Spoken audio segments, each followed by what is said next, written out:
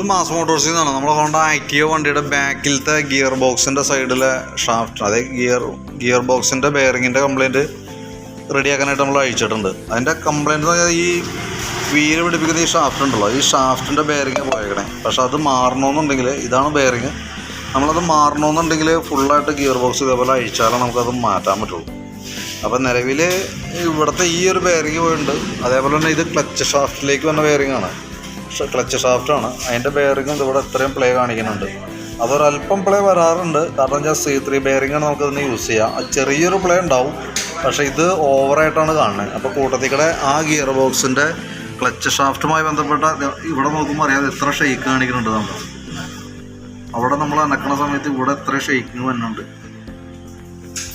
അപ്പോൾ അത് ഈ ബെയറിങ്ങും കൂടി നമ്മൾ കൂട്ടത്തിക്കടെ നമുക്ക് മാറ്റിയിടാം കേട്ടോ. കാരണം അതല്ലാന്നുണ്ടെങ്കിൽ നമുക്ക് പിന്നീട് ഈ ബെയറിങ് എന്തെങ്കിലും ഒരു കംപ്ലയിൻറ്റ് വന്നാൽ തന്നെ നമുക്ക് ആ ഗിയറിൻ്റെ വീലുകൾക്കൊക്കെ കംപ്ലയിൻറ്റ് വരാനുള്ള സാധ്യത കൂടുതലാണ്.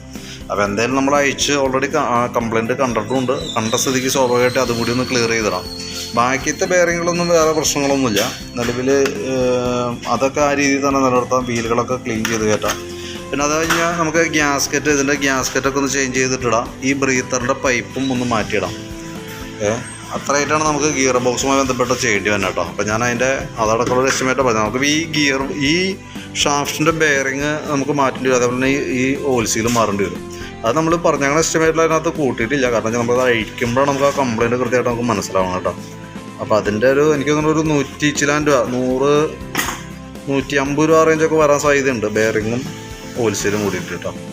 നോക്കിയിട്ട് എത്രയാണോ ആ എമൗണ്ട് കേട്ടോ. നമ്മൾ പറഞ്ഞ എസ്റ്റിമേറ്റിൽ അത് നമ്മൾ കൂട്ടിയിട്ടില്ല. കാരണം എന്ന് വെച്ചാൽ നമ്മളത് അഴിക്കുമ്പോഴാണ് ഇത്രയും പ്രോബ്ലം ആയിട്ട് നമുക്ക് കാണുന്നത്. അപ്പോൾ അതും കൂടി കൂട്ടത്തിൽ ചെയ്തേക്കാം. ഓക്കെ, വർക്ക് കംപ്ലീറ്റ് ആകുമ്പോൾ വിളിക്കാം കേട്ടോ എന്തെങ്കിലും.